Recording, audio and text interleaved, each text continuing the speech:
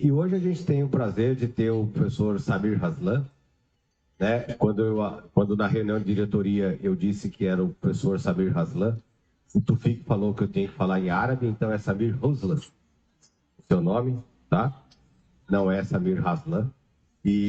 Mas o professor Samir, ele tem algumas credenciais muito importantes. Ele é da primeira turma da Faculdade de Ciências Médicas, da Santa Casa de São Paulo. E ele foi médico do departamento, professor da cirurgia, chefe do departamento de cirurgia da Santa Casa, e depois foi ser chefe do departamento de cirurgia do HC, da Faculdade de Medicina da USP, e da Faculdade de Medicina da USP. E está aqui hoje, iniciando a sua presença na MLB.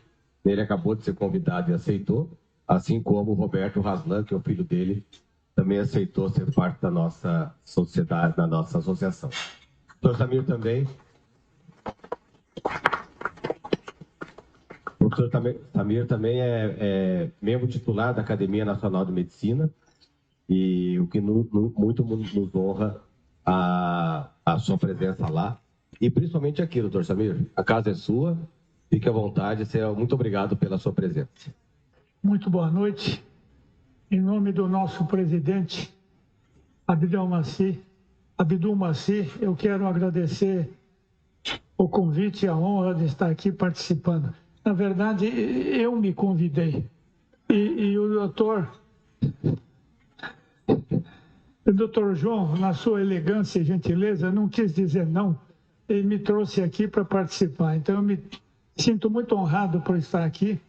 Eu só lamento que meu pai não esteja vivo para poder assistir o filho numa reunião de árabes. Ele era um árabe fanático pela sua terra, pelo seu povo. Ele nasceu no Líbano, numa região a 30 quilômetros de Beirute, Ras El Maten, e ele era um druso fanático também. No escritório tem uma foto de um líder druso que era o Sultan Pachá, que era o grande líder da época.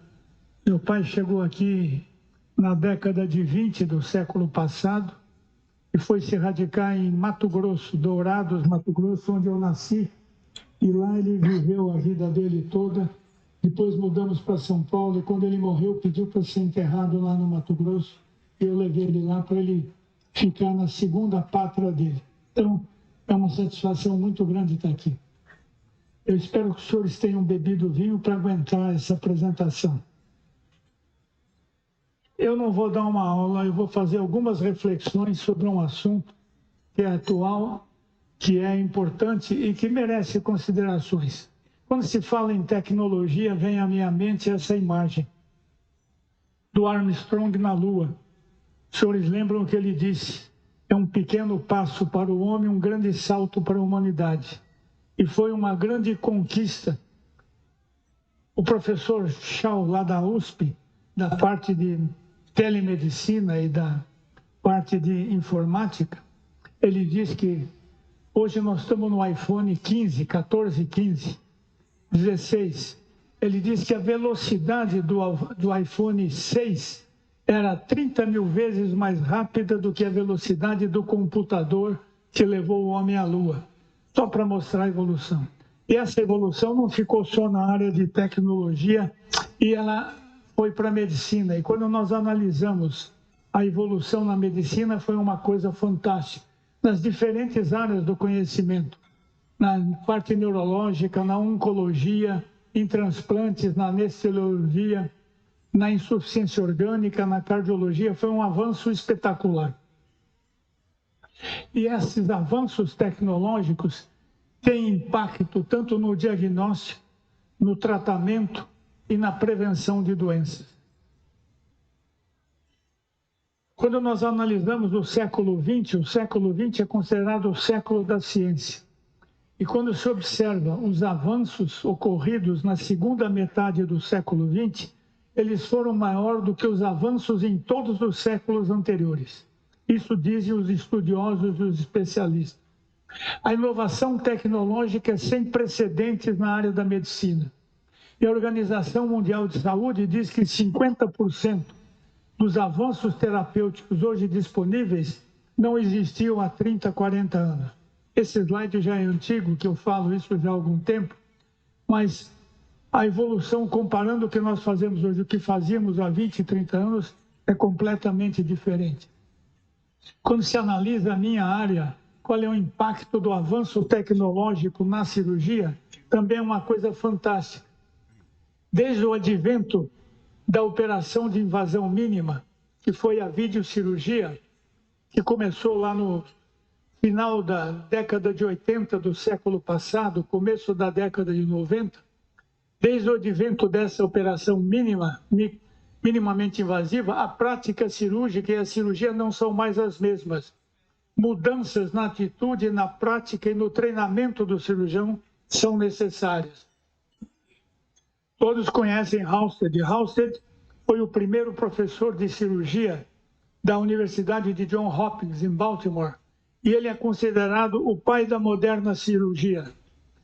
E o sistema halstediano, baseado na residência, produziu gerações, gerações e mais gerações de hábeis cirurgiões. Entretanto, as modificações em tudo isso que aconteceu no mundo atual e o desenvolvimento de nossas novas tecnologias estão modificando esse sistema. A Halsted é considerado o pai da residência médica, juntamente com William Osler e o outro William Elsh, que era o professor de ginecologia da Universidade de Johns Hopkins. Perdão, professor de anestesiologia da Universidade de Johns Hopkins, e com outro professor também, Howard Kelly, que era o professor de ginecologia nessa universidade.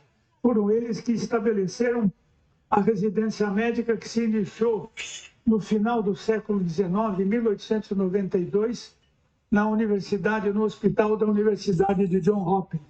E no Brasil ela começou em 1944, no Hospital do Servidor Público Estadual do Rio de Janeiro e no Hospital das Clínicas aqui em São Paulo. Quando se analisa a cirurgia geral do futuro, é a cirurgia geral do presente, com a telecirurgia, cirurgia por computador, simuladores, cirurgia guiada por imagem, consulta médica à distância, acompanhamento pós-operatório à distância. Tudo que nós estamos dizendo que é o futuro é o presente. Nós já estamos vivendo tudo isso. E quando se inclui a robótica nesta jogada, nós vemos que é um avanço muito grande. E a robótica chegou e está ganhando um espaço cada vez maior no campo operatório. Esse autor, em 1999, portanto há 26 anos, dizia que a cirurgia laparoscópica estava marcando o começo de uma revolução cirúrgica na era da informática. E os próximos passos dessa revolução são a telecirurgia, a robótica, a educação e a tutoria. É tudo o que nós estamos vivendo agora e que foi previsto há 25 anos. O professor Carlos Pellegrini é um cirurgião da Universidade de Washington, em Seattle, nos Estados Unidos. Foi presidente do Colégio Americano de Cirurgiões, esteve conosco aqui no Brasil mais de uma vez, e é um grande educador. E ele estuda muito a formação do cirurgião e o treinamento do cirurgião, e em função de todos esses avanços, o cirurgião que fazia treinamento em animais, em cadáveres e em campo operatório, hoje faz treinamento em simuladores. Mudou muito a formação do novo cirurgião. O professor Adib Jatene, que deveria pertencer a esta casa, dizia que nós vivemos um grande conflito entre a enorme tecnologia incorporada e a formação de um médico com habilidades que têm que ser aprendidas. Conflito entre ensinar especialidades e ensinar de cada especialidade aquilo que todo médico tem que saber, incluindo o treinamento em urgência. O aumento dessa sofisticação da medicina e os rápidos avanços terapêuticos determinaram um natural e inevitável processo de criação de novas especialidades. O Brasil tem hoje 54 especialidades. Se nós formos nos Estados Unidos e entrarmos quantas especialidades existem nos Estados Unidos, do ponto de vista de regularidades e aprovadas, existem menos de 30, em torno de 30 hospitalidades. E aqui nós estamos com 54 e com vários pedidos para novas especialidades. E como resultado de tudo isso, os jovens médicos querem ser super especialistas. Antigamente, nós tínhamos um médico que via o doente como um todo. E como foi essa evolução? A partir daí, os médicos passaram a ver o doente como um segmento corporal. E a evolução não parou aqui. Continuou e os médicos passaram a ver doenças de um determinado órgão. Também não parou aí. Tem um grupo de ditos especialistas, que não são ainda especialistas reconhecidos, que não tratam o órgão, mas tratam uma doença de um determinado órgão. Então fica difícil você imaginar aquele médico que via o doente como um todo, vê hoje a doença em si. A frase é de Hipócrates. Ele dizia que é preferível conhecer melhor a pessoa e não a doença do que a doença da pessoa. E hoje nós estamos vendo a doença e não a pessoa. Aí surgem algumas perguntas quando nós nos referimos a avanços tecnológicos.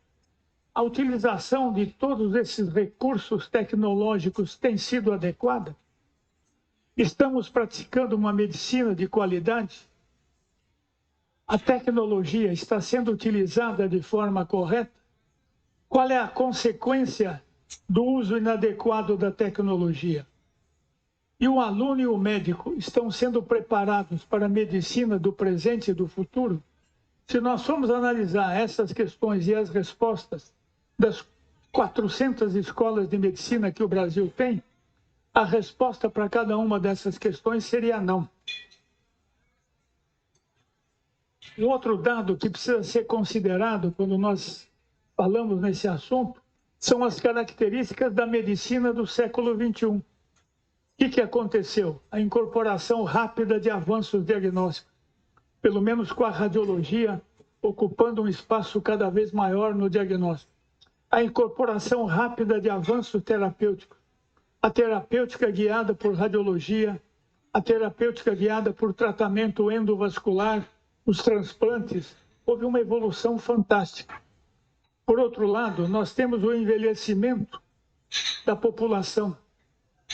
Cada vez mais, nós temos que estar preparados para atender doentes cada vez mais idosos. Admite-se que lá pela década de 50 desse século, mais de 30% da população brasileira será composta por indivíduos idosos. E um outro dado importante é que mudou o perfil do doente que nós atendemos. Além da idade, é um doente que já tem maiores informações. E muitas vezes você recebe um doente no consultório que sabe até mais do que o médico da doença que ele tem.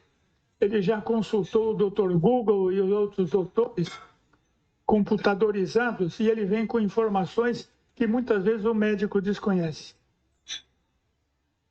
O enfraquecimento da relação médico-doente e o aumento progressivo de questionamento por parte da sociedade. A tendência crescente à adoção de medicina defensiva. E a tendência, como eu já comentei, da fragmentação da prática profissional em especialidades cada vez mais restritas. Começamos o século XXI com inúmeras perspectivas, com grandes dúvidas e enormes desafios. Quando nós analisamos as perspectivas, hoje nós falamos em engenharia genética, falamos em biologia molecular, células-tronco, transplantes de células fetais, operações intrauterinas, avanços na tecnologia de imagem, bioinformática e agora já incluída a inteligência artificial. O que nós queremos com tudo isso? Um médico cientista que entenda de genética, bioinformática, bioengenharia, para onde nós vamos com todo esse caminho, com todo esse avanço tecnológico que nós vivemos. Aí surgem as dúvidas que nós estamos vivendo no século XXI. Qual é o futuro da medicina auxiliada por computador? O ensino médico é melhor e mais seguro? A telemedicina é uma realidade ou uma visão científica da realidade virtual?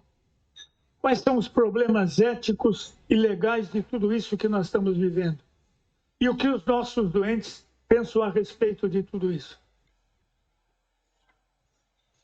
O professor Carlos Pellegrini, que eu já citei, é uma figura muito inteligente e muito estudiosa nesse campo. Quando se fala em avanços tecnológicos, ele diz pensar que nós nunca pensamos que seria possível o cuidado dos doentes da forma como nós estamos fazendo. E permite ensinar medicina, substitui cirurgia por medicina, porque isso vale para todas as áreas. Permite ensinar medicina de maneira que nós nunca pensamos que seria possível imaginar. Quais são os aspectos positivos de todos esses avanços tecnológicos? Primeiro, mudou a prática médica. Segundo, permite o diagnóstico precoce de doença. Mudaram os paradigmas no tratamento de doentes. E nós podemos fazer uma terapêutica de ponta. Com todos esses avanços, nós não temos mais o direito de errar diagnóstico. Porque nós temos todos os recursos para qualquer diagnóstico. Não temos o direito de errar. Nós podemos errar o diagnóstico no passado, mas não podíamos errar a conduta. Hoje nós não podemos errar nem o diagnóstico e nem a conduta, já que nós, aqueles que vivemos os dois períodos, a era pré-tecnologia e a era pós-tecnologia, é uma coisa fantástica. Eu passei a minha vida vivendo na emergência durante anos, e nós trabalhávamos como? Uma radiografia de tórax e uma radiografia simples de abdômen, com um hemograma, uma urina e uma creatinina e bilirrubina. Hoje você tem recursos que você não pode errar mais diagnóstico. E a coisa evoluiu de tal forma que quando você passa uma visita numa enfermaria ou num pronto-socorro, o residente, como é que ele te apresenta o doente? Ele diz: o senhor João tem 60 anos, entrou com dor abdominal e a tomografia mostra isso. Pula tudo aquilo que nós aprendemos ao longo da nossa carreira e que é importante e fundamental na formação do médico e no cuidado de um doente. Nós fazemos uma terapêutica de ponta quando percorremos o caminho correto. A tecnologia tem aspecto negativo? A tecnologia não tem aspecto negativo, mas ela pode ter um uso indiscriminado. Pode ser uma medicina defensiva. Eu não estou usando a tecnologia para um diagnóstico, mas eu estou usando a tecnologia para excluir um diagnóstico. Então, isso é um problema. É uma medicina mecanizada e traz um aumento de custos fantástico. Mas nós vivemos a era do deslumbramento tecnológico. E quando nós analisamos isso, nós vemos o volume de exames que os doentes fazem. Você põe hoje um doente numa terapia intensiva, ele tem uma creatinina de 1,0. No dia seguinte, ele tem uma outra creatinina que está 1,0, pede no terceiro dia. Ele fica 20 dias na UTI, ele tem 20 dosagens de creatinina. Se ele tiver uma pancreatite aguda, durante 30 dias, ele vai ter 30 dosagens de amilase e de lipase. Então, isso é um deslumbramento tecnológico que tem implicações em custos e, muitas vezes, sem grandes vantagens na avaliação de exames. E o doente acaba sofrendo o que se chama de vômito. Eu acho que os senhores já ouviram falar o que é vômito. Vômito é vítima of moderna imagem tecnologia, vítima da moderna tecnologia de imagem. Você começa a pedir, você recebe um doente que tem uma queixa, você começa a pedir exames e aparece coisas no exame que não tem nada a ver com a queixa dele, e aquele caminho que você estava seguindo, você faz uma trajetória diferente. E você vai fazer um caminho diferente em função de um caso de exame que talvez não tenha significado nenhum e nenhum relacionamento com a doença que ele está se queixando ou está apresentando. Então, isso é um problema sério. professor Milton Arruda Martins e a professora Maria do Patrocínio Nunes, que são da Clínica Médica lá da faculdade, no livro de Clínica Médica da USP de 2009, num dos capítulos eles escrevem isso, que o médico tem um poder diagnóstico maior que a tecnologia disponível. Esta tecnologia traz informações valiosas desde que utilizadas com inteligência, critério e, sobretudo, a partir de dados científicos que demonstrem sua utilidade em cada situação clínica. Então, ficou claro com isso que vem de encontro a tudo aquilo que eu estou falando até agora. Essa moça tinha 21 anos quando nós tiramos essa fotografia. Ela está internada na UTI do Serviço de Emergência do Pronto-Socorro lá do Hospital das Clínicas. Ela está entubada, em ventilação mecânica e hemodiálise, e tem uma incisão que vai do apêndice xifoide até quase a síntese púbica. Ela tem uma doença muito grave. Que doença grave que ela teve, que com todos esses avanços tecnológicos não foi feito o diagnóstico. Aliás, ela não precisava nenhum exame atual e nenhum exame avançado para fazer o diagnóstico. Ela passou durante uma semana em vários pronto-socorros e vários serviços, recebeu antibiótico e foi mandado para casa. Quando ela chegou no HC, ela estava num quadro séptico grave, ela tinha uma apendicite aguda, perfurada, com peritonite generalizada e que não precisava de nenhum exame para fazer esse diagnóstico. Apenas uma atenção especial para ela, a história e o exame físico permitiam você tomar a decisão sem nenhum exame. Felizmente, ela superou tudo isso, mas passou 3 semanas na unidade de terapia intensiva. Isso vem de encontro o que diz esse livro, que é do professor Bernard Law. Os cardiologistas aqui devem conhecer o professor Bernard Law, que era um lituano, que foi para os Estados Unidos na época da guerra. Ele era judeu, fugiu de tudo aquilo lá e fez medicina na Universidade de Johns Hopkins, também em Baltimore.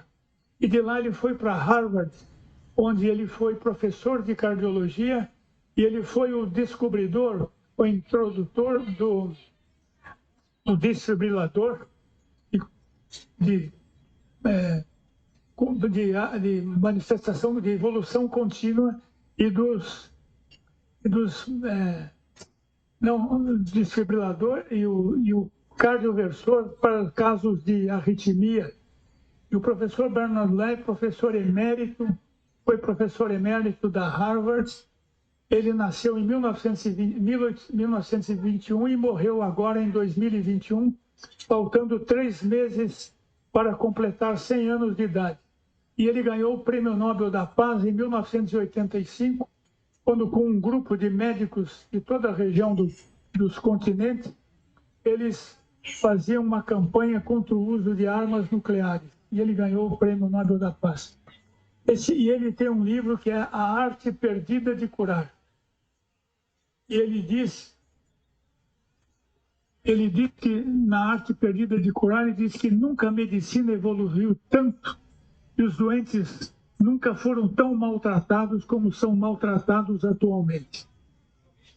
Dr. Alfredo Guarischi era um cirurgião oncológico do Rio de Janeiro, um grande amigo, companheiro, que faleceu na época da pandemia. Ele faleceu de Covid ainda muito jovem, mas há 20 anos, mais de 20 anos, ele publicou um editorial na revista do Colégio Brasileiro de Cirurgiões que tinha por título A Cadeira.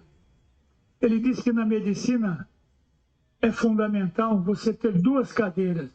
Uma do doente, cujas pernas são representadas pelo medo, fragilidade e incerteza e pela esperança. E a cadeira do médico, cujas pernas são representadas pela ciência, pela experiência e pela consciência. O doente espera, sentado na sua cadeira, que o médico, sentado na cadeira em frente, baseado na ciência e na experiência, possa tirar dele o medo, a fragilidade e a incerteza, trazendo esperança.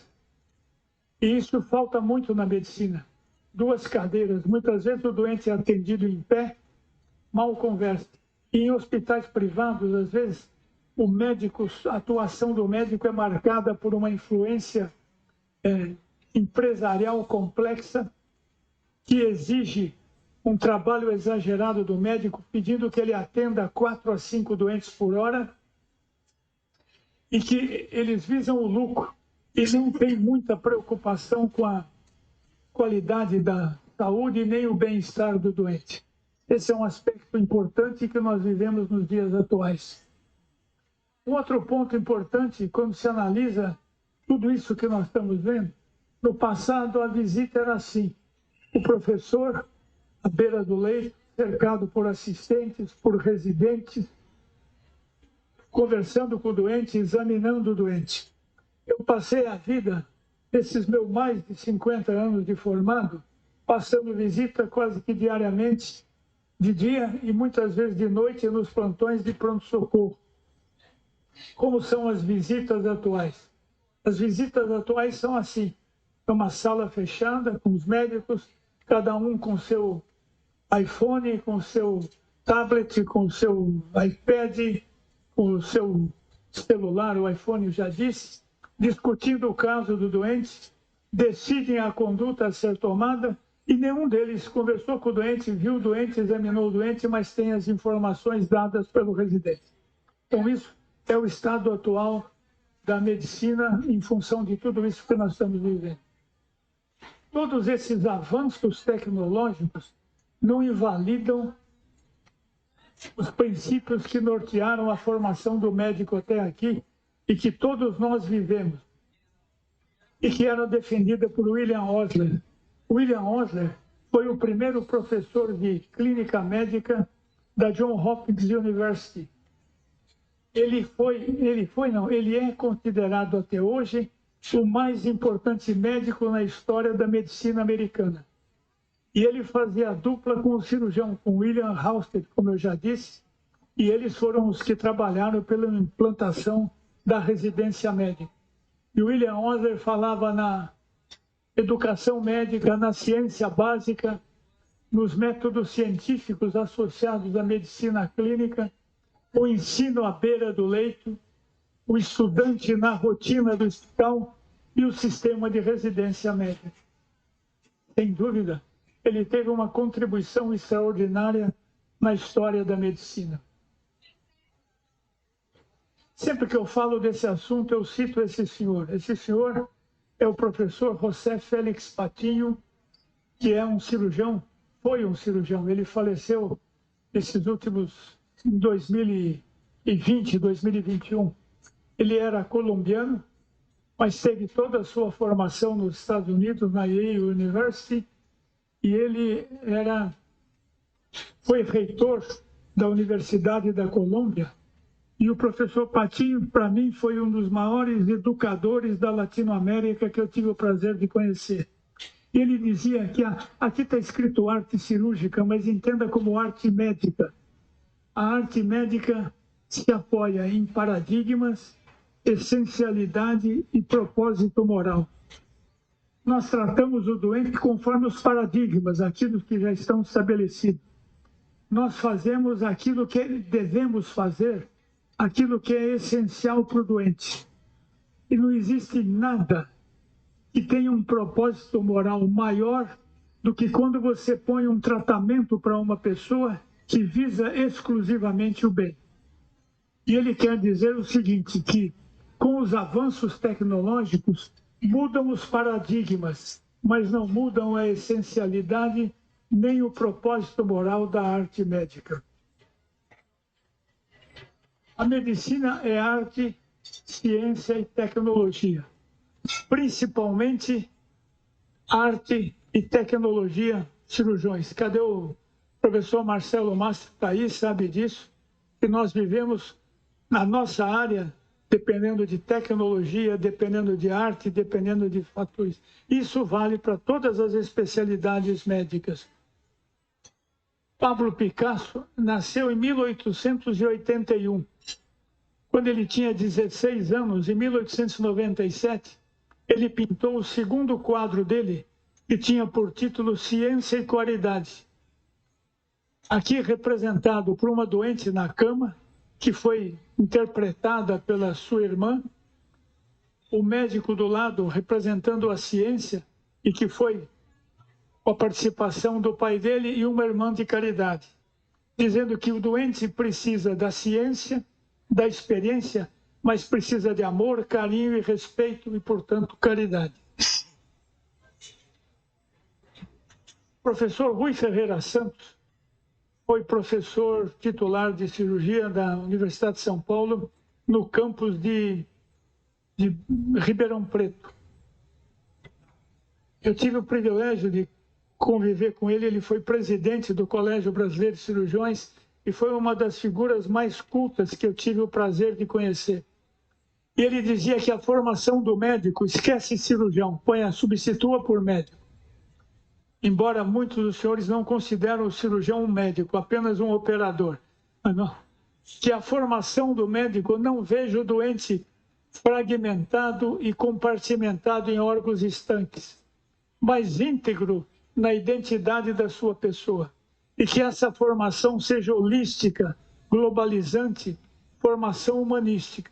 E agora, para o cirurgião que ao atuar, seja mãos, cabeça e coração. Então ele dizia isso e falava muito isso nas suas apresentações. E nós chegamos aos desafios do século XXI. E quais são os desafios? Restaurar a identidade, a dignidade, a confiança e o prestígio do médico perante a comunidade. Nós estamos discutindo essa semana que a medicina está perdendo o seu romantismo. A medicina era uma das especialidades mais românticas e mais belas que tinha. Hoje virou uma máquina de atender doente. O doente, às vezes, não era mais nem seu cliente, era seu amigo. Você atende esse doente durante anos, que ele passa a ser um doente. E você deixa até de cobrar consulta para alguns doentes em função desse contato que você tem com o doente que você vive. Então, o médico é muitas vezes responsável pela perda desse prestígio, perda da dignidade e da confiança que o doente, que a população tem em relação à atuação do médico. Nós temos como desafio a formação do médico frente a um novo paradigma. Manter o equilíbrio entre a ciência e a ética e trabalhar o gerenciamento ético do progresso científico. Eu citei o professor Bernard Law, que fez o livro lá de A Arte Perdida de Curar, e eu vou ler uma frase que ele diz o seguinte: a medicina jamais teve a capacidade de fazer tanto pelo homem como hoje. No entanto, as pessoas nunca tiveram tão desencantadas com seus médicos. A maioria dos médicos perdeu a arte de curar, que vai além da capacidade do diagnóstico e do uso dos recursos terapêuticos. A chave da arte perdida está na relação médico-doente. Eu não vim aqui dar aula e nem vim ensinar ninguém, eu vim aqui aprender. Mais importante do que eu acabei de falar será ouvir o comentário dos senhores para que eu possa aprender mais para incluir nessa apresentação. Muito obrigado mais uma vez. Obrigado, João.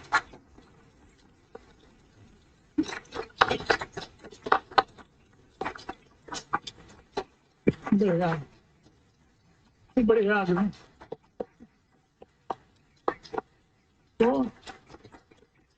Eu nunca fui tão aplaudido, nem pelos meus filhos, você imagina.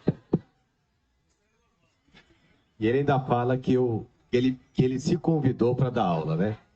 Então vocês viram que é uma mentira tremenda. Eu estava na posse do professor Chakra, na Academia Nacional de Medicina. Cheguei todo sem jeito para falar com o doutor Sabir se ele gostaria de fazer uma apresentação. E ele, antes de eu falar, falou assim: você não quer que eu vá lá falar alguma coisa? Eu falei: que dia o senhor quer ir?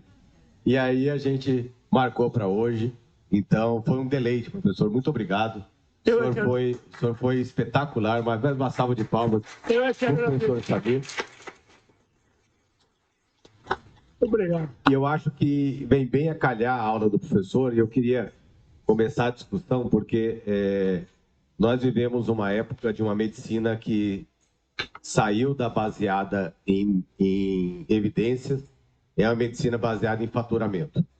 Né? Quando muitas vezes o paciente senta na sua frente, né? Muitos médicos tentam ver quanto que ele pode arrecadar daquele paciente e como que ele pode fazer mais dinheiro disso. Eu acho que esse talvez seja o grande problema que vem norteando a nossa prática médica, né? E parafraseando aqui o professor Paulo Kassab, que outro dia também falou desse tema lá na Santa Casa, os 4 P's que acabam com o médico, que é pressa, preguiça, prepotência e picaretagem, né?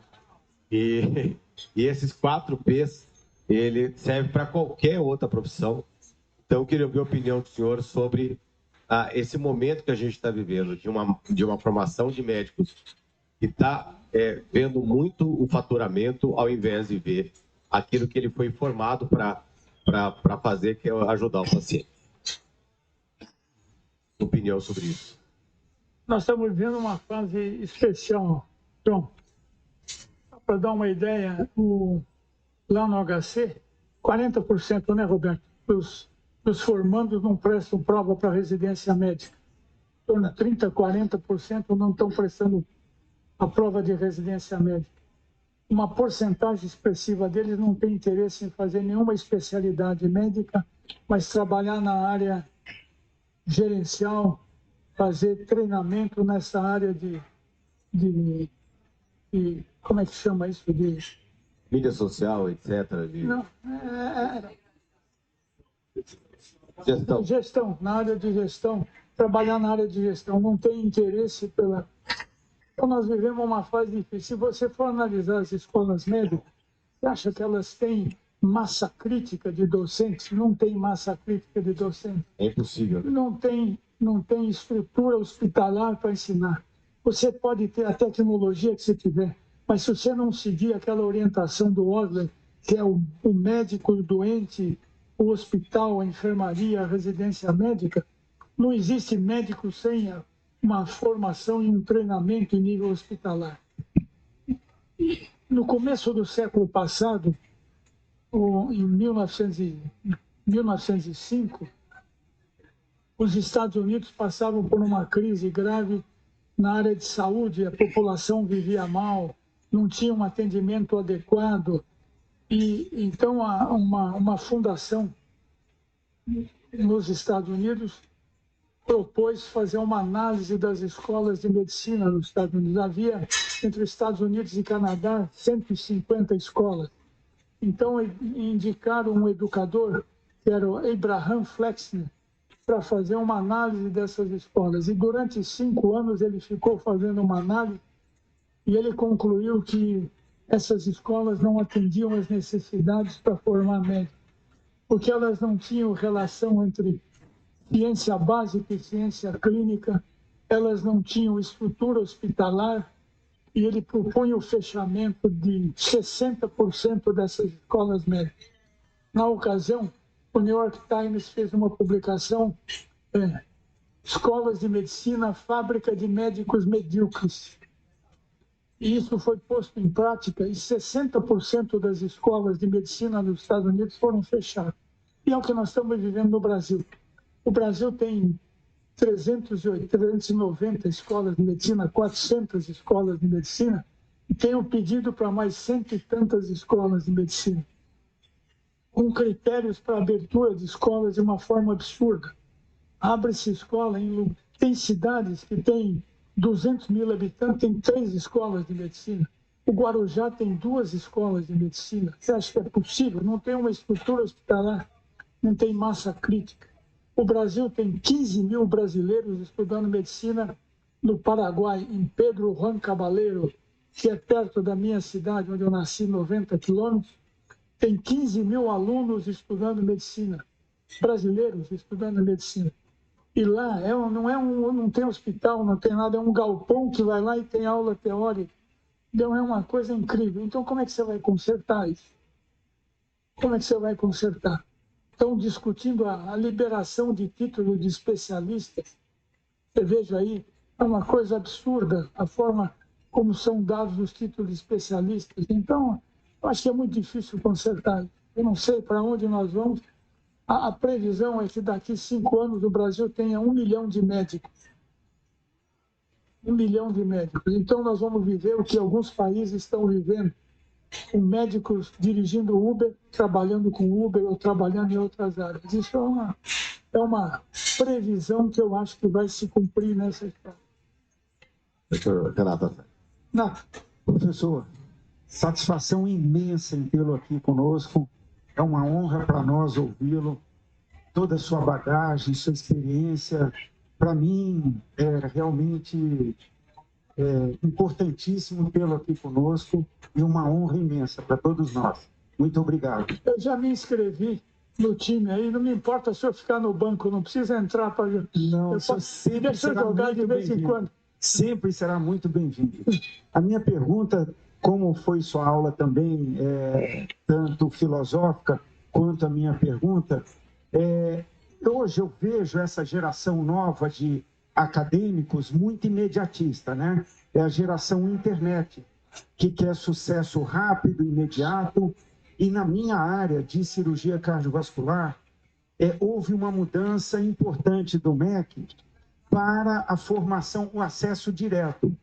Então, eu não consigo vislumbrar um acadêmico de medicina recém-formado entrando em cirurgia cardíaca para aprender e fazer uma formação de uma super especialidade. E eu, assim, o senhor mostrou uma visão mais holística e procurar ter um médico com uma visão mais globalista do paciente, né? Uma visão macro do paciente. E eu compartilho com o senhor dessa filosofia. Eu gostaria de saber a opinião do senhor desse acesso direto a uma super especialidade, né? Qual que é o seu sentimento em relação a isso? Porque, para mim, me incomoda muito eu estar numa cirurgia e deparar com um residente que nunca entrou numa cirurgia cardíaca e nem numa cirurgia abdominal, não tem massa crítica para analisar uma complicação, uma potencial complicação de uma cirurgia cardíaca, está tendo acesso direto. Qual é o seu feeling sobre isso, por favor?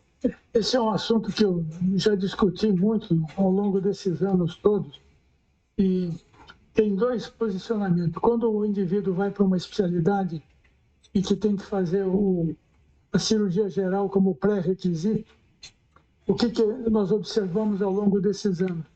Ele está ali para cumprir tabela, porque o plano dele é ir direto para a cirurgia cardíaca, para a urologia, para a vascular. Então, o primeiro ano ele vai lá mais ou menos. O segundo ano, em que se aproxima, quando tinham 2 anos, agora são 3. O segundo ano, quando se aproximava da prova da residência para a especialidade, ele não tomava mais conhecimento da residência. Então, ele era ruim como residente e ia continuar pior depois na especialidade. Algumas especialidades, a cirurgia cardíaca hoje não tem mais o pré-requisito. Tem muitas especialidades pedindo o fim do pré-requisito para que eles entrem direto. Porque hoje o tempo de formação em cirurgia geral são 3 anos. Depois ele vai para a cirurgia cardíaca, que são mais 4 anos, 3 anos. Então ele vai ficar 7 anos, ele não vai aceitar isso. Então ele vai levar a residência de uma forma displicente e sem muito entusiasmo. Nos Estados Unidos e em alguns países europeus, o título de especialista é dado em função do longo tempo de trabalho que ele tem tanto na formação geral como na formação especializada. E até uma idade mínima, em alguns países, ele não recebe o título antes de 30 anos de idade.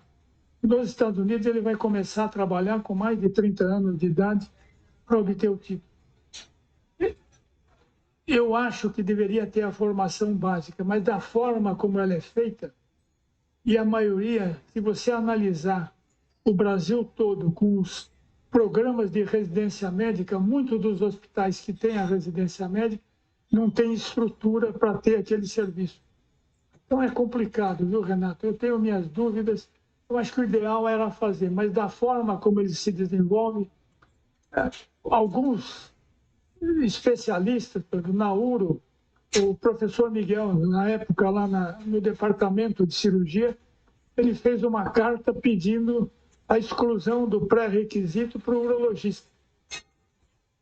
Porque hoje eles fazem 3 anos de geral e 3 anos e eles não querem ficar 6 anos fazendo residência médica. Eles têm aquilo que você falou, a urgência em cair no campo médico e tocar a vida e trabalhar. Eu acho que é difícil isso. É muito complicado, existe uma discussão, a AMB está discutindo agora com o Colégio Brasileiro de Cirurgiões esse tópico, que é um tema atual na discussão, para ver o que se vai fazer. Eu acho que o ideal era fazer, mas teria que ser bem feito. Mas acontece que não é bem feito. Então, você considera isso uma perda de tempo. Quantas vezes no pronto-socorro, quando eles têm estágio no PS, eles se preocupam mais em estudar para a prova de residência na especialidade do que em atender o doente ou operar um doente lá. Eu não sei se você vive isso, você viveu isso, acompanhou residentes também, Ibrahim. Você sabe que é difícil isso aí. Então, eu acho que é uma situação complicada. Professor Samir, é uma honra ter o senhor aqui passando a sua experiência, o seu tempo para nós aqui da Associação Médica Líbano-Brasileira. Para nós é muita honra. A honra é minha. Para nós, nós estamos aprendendo. Você despender do seu tempo e me passar essa sabedoria. Faço isso com muito prazer. O pai do professor Samir era amigo do meu pai. Frequentava a minha casa. E nós não nos aproximamos, tivemos tanta oportunidade e não nos aproximamos. Passamos a vida trabalhando. Eles estão felizes lá em cima, né? E vendo agora nós juntos. A minha pergunta é uma colocação. Isso é muito complexo e parte desde a formação do médico, das universidades, do país que está acontecendo aquilo, porque nós temos agravante depois que o médico se forma, né, ele tem essa possibilidade de fazer uma residência que nem sempre ele tem, a quantidade de médicos que tem aí. E do problema maior que eu vejo no nosso país são os convênios. Você vai para os Estados Unidos, você tem o seguro-saúde, que é diferente do convênio. Você vê que o convênio vai na contramão do interesse do médico, né? E talvez do paciente também, onde eles geram, o interesse deles é número. Quanto mais atende, mais eles ganham dinheiro. E o médico, dependendo do tipo de negócio que ele tem com aquele hospital, com aquele convênio, quanto mais ele atende também, ele vai poder estar pagando o aluguel dele e assim por diante. E se ele atende particular, ele vai atender de forma lenta, ele pode pedir algum exame que aquele cliente pode não ter, aquele paciente pode não ter o convênio, né? E vai querer que o médico peça pouco exame, e se tem o convênio, ele quer que peça todos. A endocrinologia nunca foi tão atacada quanto, na atualidade, por médicos que resolvem fazer nutrologia, que chamam nutrólogos. Aliás, poderia ser nutrologista, nutrólogo e tem endocrinólogo. Na língua portuguesa, isso não existe, né? Endocrinologista, não é isso? Muito bem. E fazem alguns meses de nutrologia, né? E a gente viu, quando a gente recebe o paciente que vem desses médicos, a quantidade de exame que se pede, absurdo. Para com aquilo, vitamina C, arsênio, um monte de coisa. Para que ele pediu isso? Não tem nada a ver com a queixa do paciente. Quer dizer, a outra coisa, a última que eu vou falar, porque esse assunto é bastante estimulante e daria margem para conversar bastante, é sobre a telemedicina. A gente poderia criar regras para a telemedicina. Porque como é que você vai fazer um diagnóstico de uma pessoa que está com dor de barriga e está com apendicite numa primeira consulta que está fazendo através de um computador, sem pôr a mão, sem palpar? Como é que você vai fazer um diagnóstico diferencial? É importantíssimo o exame físico do paciente para esse tipo de diagnóstico. Ele vai se basear no hemograma, ou exames que ele vai pedir, ou exames de imagem, e aí começa toda uma cadeia de problemas, né? Então, eu acho que a telemedicina ela poderia, sim, ser regulamentada, principalmente para a primeira consulta.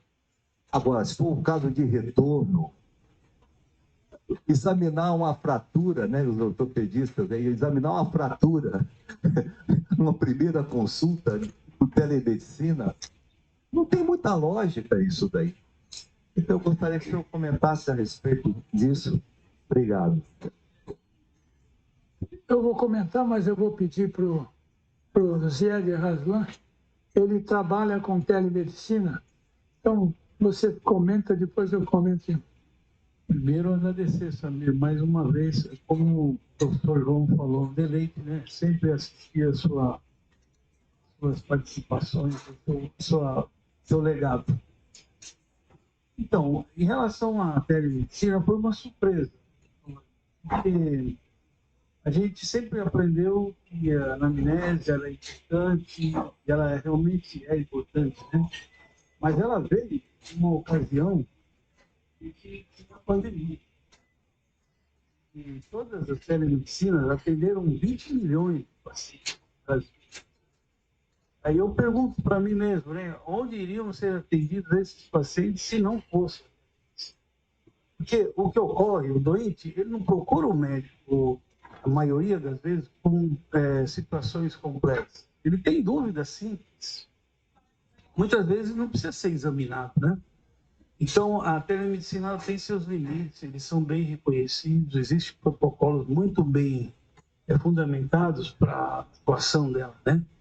Mas existem coisas ainda para ser elaboradas, como, por exemplo, o sigilo, a remuneração, mas ela veio para ficar.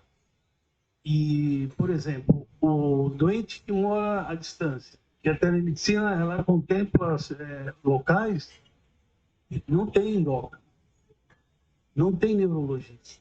Isso tudo em tempo real, então as imagens podem ser analisadas simultaneamente. Então essa dinâmica, essa interação, ela é muito bem-vinda.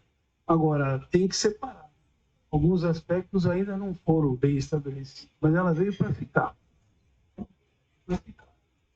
Lógico, tem condições que não dá para continuar o atendimento na telemedicina, por exemplo, dor torácica.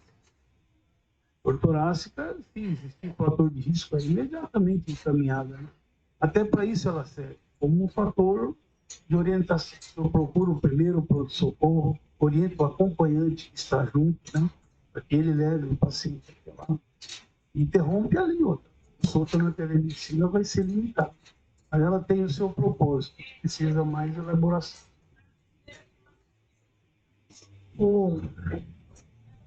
Eu acho que a telemedicina é como comparar com o SUS. Você sabe que o SUS tem uma série de dificuldades, de falhas, os doentes reclamam muito. Mas você imagina quando não tem o SUS. O que acontece com esse doente? Na época pré-criação do SUS, o doente ia para onde? Que ele não tem recursos para pagar um hospital. Então seria uma catástrofe. A telemedicina é mais ou menos a mesma coisa. Você tem uma região que você não tem a cobertura médica suficiente para um determinado doente e você precisa tentar ajudar, orientar, você pode abrir um horizonte para esse doente. Pode ser que você não consiga resolver em todos os casos, mas em caso um ou outro você consegue. Na área da dermatologia, você faz diagnóstico olhando a ferida, olhando no abdômen, você tem que ter um médico lá para dizer quais são as condições abdominais. Quando não tem médico, fica mais difícil, mas quando tem um médico, você pode orientar. O pessoal da cirurgia cardíaca tem um intercâmbio na área de procedimentos operatórios, lá com a Universidade Federal do Maranhão, em que eles operam lá e o pessoal acompanha aqui na sala, discutindo, orientando. Isso é um caminho. Então, existe essa possibilidade de você ajudar, pelo menos tentar evitar falhas e erros. E eu acho que é um passo importante. Seguramente isso deve melhorar e vai surgir aos poucos, nós vamos ganhando a experiência, adquirindo, e isso veio em função da pandemia. Lá no INCOR, o professor Carlos Carvalho tem orientado atendimento em terapia intensiva em doentes com quadros graves pulmonares e dá orientação e uma sistematização. Ajuda. No passado, como é que acontecia? Não era telemedicina, era telefonomedicina. Quantas vezes eu tinha, lá na minha terra, Dourados, tinha lá colegas que me ligavam, amanhã vou operar um doente assim, o que você acha que tem que fazer? Tinha um colega de Santa Catarina que ligava, um lá do Rio Grande do Sul, de Caxias. Então era uma informação que você dava, olha, faça isso, faça aquilo. Às vezes o médico saía da sala, vinha telefonar para você, para dizer, ó, eu estou numa situação assim, como é que eu faço? Então hoje com a telemedicina você deu um passo à frente. Agora a gente pode evoluir mais, ver quais são as falhas, corrigir e ajudar. Eu acho que é um auxílio para quem está sozinho lá no fim do mundo e não tem ninguém. Quando você está numa cidade grande, você tem gente para trocar informações, trocar ideia, reavaliar exames. Lá não, aí ele faz um exame lá, ele não tem ninguém que interprete, então ele manda, interpreta aqui, devolve lá. Eu acho que é um passo. Acho que tem muito para melhorar ainda e pode trazer contribuição. Parabéns, professor.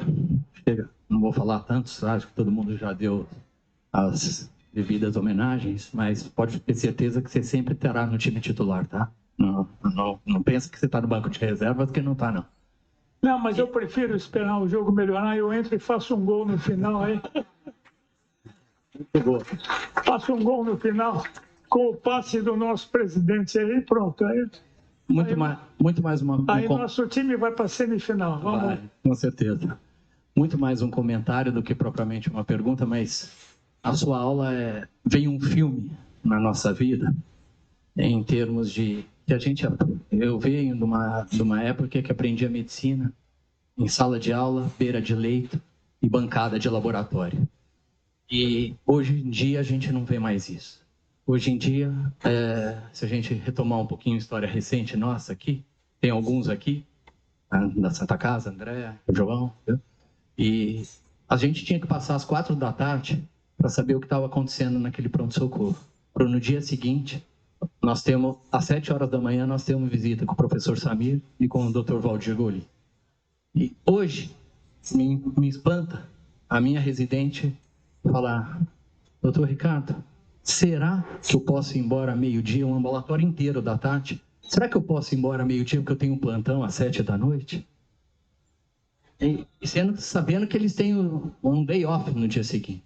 E nós sabíamos que nós saímos das 7 da manhã e iríamos para a enfermaria no dia seguinte, seguindo a sequência da vida, mais um dia. Então, esse filme volta de uma maneira, o que será que a gente está tentando ensinar e o que eles querem aprender disso? Então, hoje, residência não faz mais parte do jogo para esse time. Porque a preocupação são salários altos. Então, eles não começam daqui de baixo para tentar decolar esse avião e chegar num patamar de mestrado, doutorado, que seja ou de bom consultório. Não, essa inovação é uma inovação invertida. O financeiro está maior do que isso. Então, como diz o professor Adib, se a gente não gostar de gente, não dá para fazer medicina. E a medicina acho que está maior do que isso. Claro que todos nós temos contas a ser pagas e tudo mais, claro. Mas não é isso. A medicina sai de um patamar desse e vai de um patamar acima, de cuidar de doente. E quem não gosta de cuidar de doente, como pode fazer medicina? Então me espanta uma faculdade do interior de São Paulo, dentro de uma faculdade de medicina recente, Campinas, que seja, ter uma pré-formatura de 3º ano de faculdade. Então, Renato, não me espanta a ideia de entrar direto numa cirurgia cardíaca. Esse garoto não sabe anatomia. Esse garoto não sabe fisiologia. Esse garoto tem medo de discutir um caso. O 5º ano ensina anamnese para o 2º ano. O 5º ano não sabe fazer história. Como é que o 5º ano pode ensinar um 2º ano a fazer anamnese? Então isso é para a gente filosofar e pensar e ficar, não é coração peludo, mas é uma aflição enorme nisso, em todos nós. Porque o catedrático não está mais lá. Está na mão de, está na mão de pós-graduandos que também não sei se eles querem também ensinar. A preocupação é outra. Então a gente não sabe o jeito que está ensinando esses meninos. E eles também não sei se eles querem aprender do jeito que eles... Então, me incomoda eu estar na frente e alguém está mexendo no celular, não por procurar alguma coisa nova, de publicação nova, recente. Não. É de outras coisas que não está te interessando com quem está falando. Então, há desrespeito, há tudo.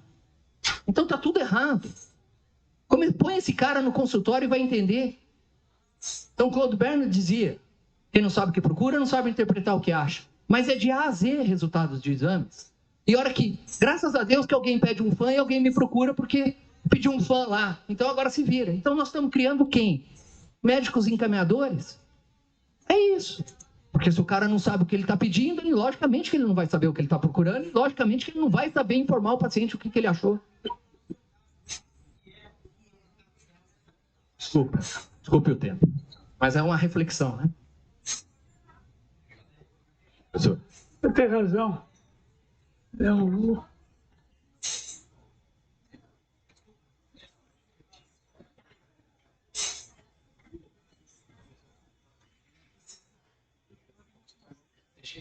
O mundo mudou. Mudou. É diferente. A gente vê um entusiasmo diferente do estudante hoje. Os alunos são mais exigentes, eles questionam os professores, eles reclamam se você for dar uma aula como se dava há 30 anos, eles vão questionar. Se você dá uma aula como nos dias atuais, eles vão questionar. Então, é muito difícil. Hoje, o entusiasmo, que eu disse, o entusiasmo do aluno para uma medicina prática, clássica, diminuiu muito, né? Eles, como eu disse, eles têm preferição por área gerencial, trabalhar não como médico, mas como administrador. Então, eles não têm o interesse. Então, a medicina é uma especialidade, é uma atividade profissional espetacular. Você tem a possibilidade de ajudar pessoas, de você ter... Não tem coisa melhor do que você enfrentar um doente difícil e ele se recuperar. Eu digo sempre, o doente que vai para o hospital tem 2 tipos de doente. Um que entra andando para ser submetido a um procedimento operatório ou clínico, seja lá o que for, e sai andando. E tem o doente que entra deitado, que é o que vai pela emergência, e que você quer que ele saia andando. Essa é uma diferença entre 2 tipos de doente. Não tem satisfação maior do que você pegar um doente que entrou deitado e saiu em pé andando e te agradece pelo resto da vida esse atendimento. Mas hoje a juventude não tem muito entusiasmo nesse sentido. E por incrível que pareça, se você considerar as atividades profissionais, vamos considerar com direito, com engenharia e a medicina é a universidade que melhor paga para quem sai egresso de uma faculdade e depois de uma residência. Se você pegar um engenheiro ou alguém que fez o direito, se ele não tiver algum vínculo com alguém da área que ele possa sair e ir trabalhar num escritório de alguém da família, ele como empregado, ele vai ter uma dificuldade muito grande para sobreviver. O médico já tem uma facilidade ainda hoje, mas daqui para frente não vai ter mais. Porque ele já não trabalha mais CLT, é tudo PJ, mas o que ele ganha num plantão de 24 horas, se você considerar quanto ganha um médico no plantão de 24 horas, você sabe, no hospital privado, ele ganha R$ 1.500, R$ 1.600 em 24 horas. Se ele trabalhar 3 plantões por semana ou 4 plantões, ele vai levar 6.000 e poucos reais por semana. Ele ganha, por mês, ele ganha 25 mil reais. E é um salário, no Brasil é um salário considerável. Mas ele não sustenta uma família, ele não sustenta filho na escola, ele não consegue comprar uma moradia. Agora, você pega um engenheiro que vai trabalhar no escritório, quanto ele vai ganhar? Ele não vai ganhar o que o médico ganha. E o pessoal não vê esses dados. Então, eu acho que é diferente o aluno. Hoje, eles exigem muito. Eu vou te contar a experiência que eu tive com um aluno. Logo que eu fui para a USP, nós mudamos o programa do curso médico. E eu sugeri que nós, mais velhos, dessemos aula para os alunos do terceiro ano. Então, dava aula o professor Dário Birulini, o professor Raul Kutaiti, o professor Edivaldo Tiamo, o professor Celso Bernini. Eu dava aula e a gente tinha uma manhã inteira com alunos do terceiro ano. E eu dava uma aula para essa turma. Mas eu pedia para a secretária me acompanhar e eles tinham 15 minutos de tolerância. Até 15 minutos eles podiam entrar. Depois de 15 minutos não entrava mais ninguém. E numa das aulas que eu estava dando, quando ia bater 15 minutos, entrou um menino de short, tênis, camiseta, uma mochila e um sanduíche na mão. Ele entrou, subiu, entrou no auditório e sentou lá no auditório, pôs o pé em cima da cadeira da frente e começou a comer o sanduíche. Aí eu interrompi a aula e perguntei o nome dele. Eu disse que ele tinha duas opções. Ou ele guardava o sanduíche e comia depois, ou ele ia comer lá fora. O que você acha que ele fez? Foi comer lá fora.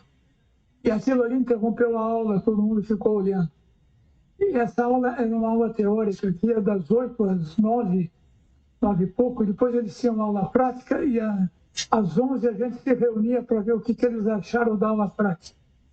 E aí, comentando com eles, esse rapaz pediu a palavra e falou que ele gostaria de saber onde é que estava escrito que ele não podia comer um sanduíche na aula. Então tá aí. Então é difícil você... Então você, para trabalhar, você tem que ter uma elasticidade, porque a coisa é complicada. Fala, mestre. Bom, professor Samir Haslan, primeiro, boa noite a todos. Para mim, sempre uma alegria estar aqui entre os amigos, né? A MDB, eu me sinto meio membro honorário aqui, eu sinto uma alegria, vários amigos de longa data. E quando eu soube da sua palestra, foi um convite que o Paulo Ramush mandou, eu falei, eu não vou perder de jeito nenhum por várias razões, é nosso relacionamento antigo. Eu conheci o professor Samir Haslan quando era estudante de medicina da USP, ele era da Santa Casa, e desde estudante me interessava por metabologia cirúrgica, nutrição e tudo mais. O mesmo trabalho de estudante com Marcel Cerqueira César Machado, e o João Faiduch, que estava lá no mesmo grupo, né, era praticamente o pai da nutrição parenteral no Brasil, né, conhecido, e interagia direto com o professor Samir Haslan. O Samir Haslan era do time, né, da SOPAT, que era a Sociedade de Terapia Intensiva e de Nutrição, né. E o João Faiduch, inclusive, foi um dos primeiros a fazer dieta enteral até, não só parenteral. Em 77, ele já tinha uma publicação com Vivonex, que é dieta enteral estrita, né, molecular, só que depois sumiu do mercado, da Knowledge. Então, o professor Samir Haslan já estava na minha esfera. E a vida foi tal que colocou o professor Samir Haslan, para grande honra minha, como membro da minha banca de doutorado na FIMUS. Então, olha só que honra que eu tive de tê-lo na minha banca de doutorado muitos anos depois. Eu estive em Boston, né, fazendo fellowship muitos anos depois, e acabamos trabalhando com John Francis Burke, que é um grande cirurgião que revolucionou a cirurgia, criando um pequeno ovo de Colombo, né, antibiótico terapia profilática, foi ele que criou. Os infectos, quando sabem disso, e CCH, não sabem que ele é um cirurgião, ele já sabe de Burke, quando sabe que é ele. Foi meu chefe. E fizemos uma tese que eu fiz lá em Boston, interleucina 1, né, as citoquinas estavam começando no mundo como grandes mediadores da inflamação em geral, de todas as doenças, e sepsis, né, e choque. E John Francis Burke, o professor Samir Haslan, o homenageou aqui, eu vou falar, em homenagem ao professor Samir Haslan. Ele, além disso, trabalhou com os queimados, queimaduras, revolucionou o tratamento de queimados, sepsis, infecção cirúrgica, e criou um conceito novo, que era a bioengenharia, de engenheirizar tecidos, diferente da bioengenharia que a gente conhecia do INCOR, né, que é o professor Zerbini, depois com a Adib Jatene, que é de fazer os materiais para a biologia. Então, o que ele fez? Nos anos 80, com o MIT, o professor Ioannis Yannas, grego, do MIT da Engenharia Química, como pegar tecidos e células vivas e material biológico e fazer disso um órgão artificial. E ele criou a primeira pele artificial do mundo, que é, na verdade, o único, a meu ver, órgão artificial que existe até hoje. Nós não temos o coração artificial como tal, não existe até hoje. Pulmão artificial, nem rim artificial. Mas pele artificial, sim. Esse vivo e desse prêmio Nobel, ele e Yanaz ganhariam. Ele teve no Discovery Channel. E ele eu consegui, e o professor Raslan ajudou muito naquela época, foi membro da minha banca de doutorado também. Então, nós fizemos décadas atrás, um evento de doutorado entre a Faculdade de Medicina da USP e a Harvard Medical School oficial, com ambos na banca de doutorado. O professor João Faituch, a vida o tornou meu orientador também do doutorado, ele esteve na banca também. O professor Masayuki Okumura e o professor Henrique Walter Pinotti, que era o chefe da cadeira. Então, a nossa história e a minha gratidão por Samir Raslan desde aquela época, e temos uma amizade forte até hoje, né? E lembrar que eu sempre fui a favor de pontes, de construção e de amizades, como, por exemplo, estávamos juntos aqui, e eu consegui o milagre, né? Que o professor Dário Birolini e Henrique Walter Pinotti, que não se gostavam muito, né?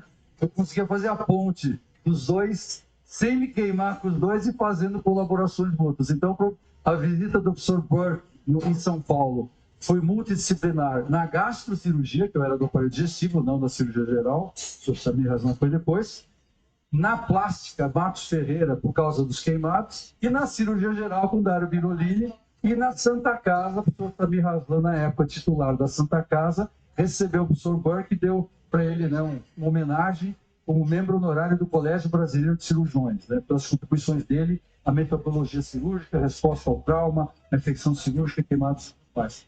Então, para mim, eu não podia perder essa oportunidade. Estamos ambos vivos, queira ou não, a Covid ceifou muitas vidas. A gente se esquece disso. Nós temos que agradecer a Deus que estamos vivos.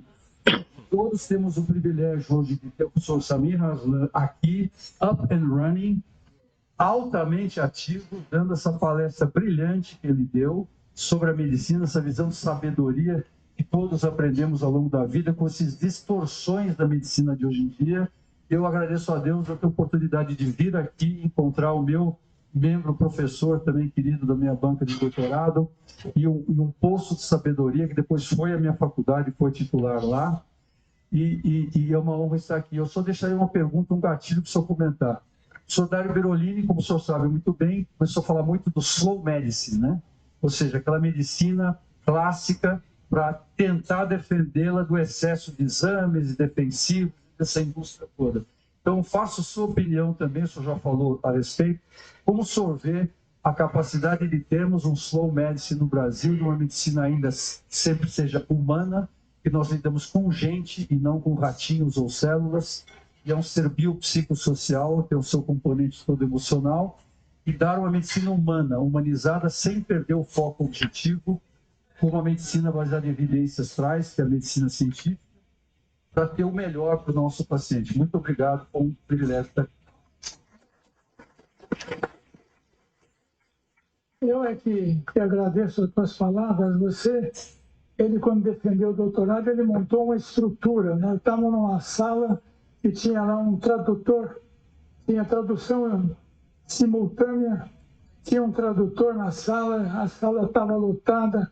Parecia que você estava fazendo uma filmagem e, na verdade, era uma tese que ganhou uma dimensão maior com toda a estrutura que ele montou.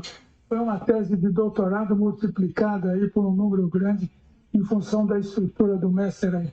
Ele trouxe uma figura especial da cirurgia e teve uma contribuição muito grande.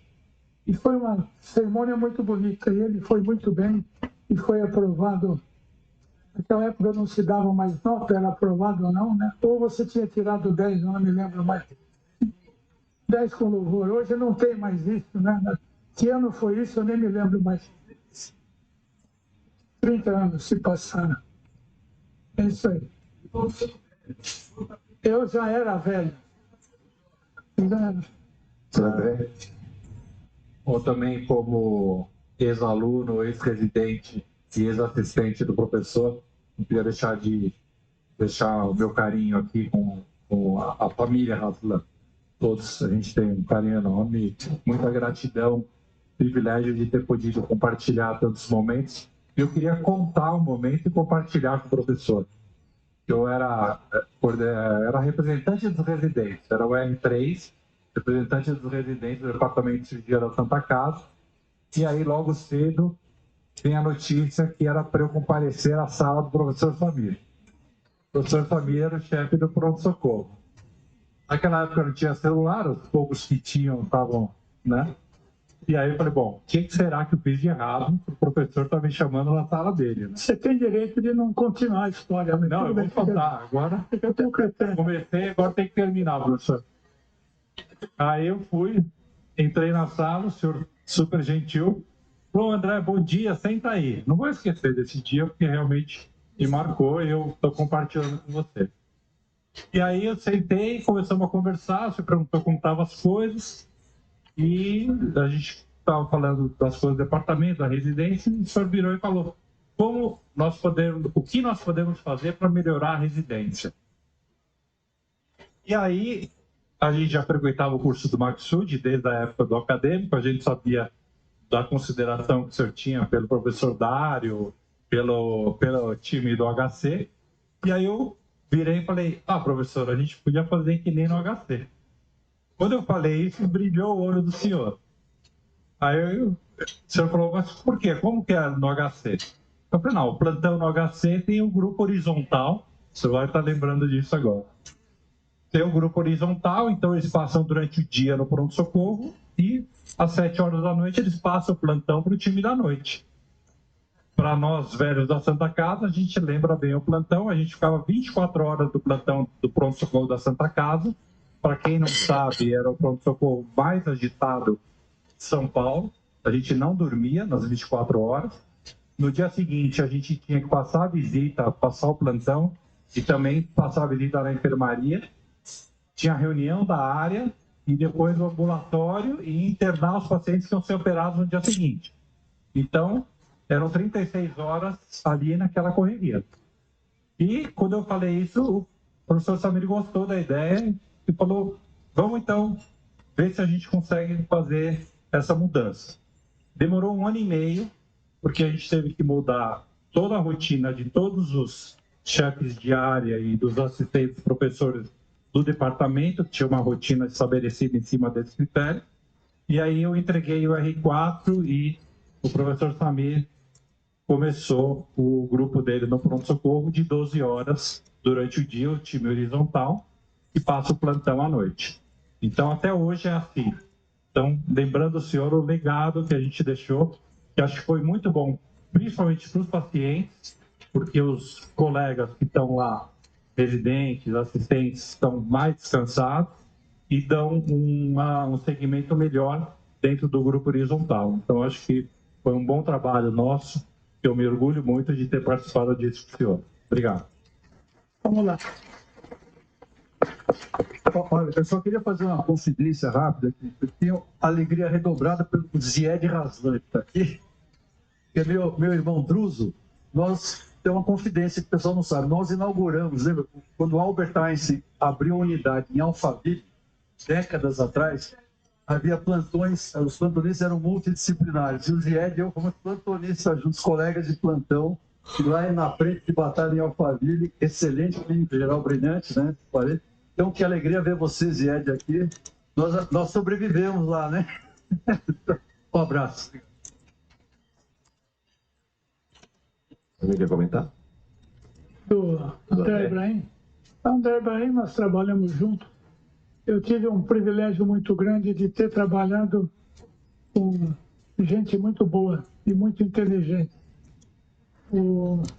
Tem um filósofo espanhol, Baltasar Gracián, que há 500 anos escreveu um livro, A Arte da Prudência, e ele dizia que é impossível você ter o domínio de todo o conhecimento e que você deve se cercar de gente inteligente e você aprende um pouco de cada um e você acaba sabendo muito como tanto.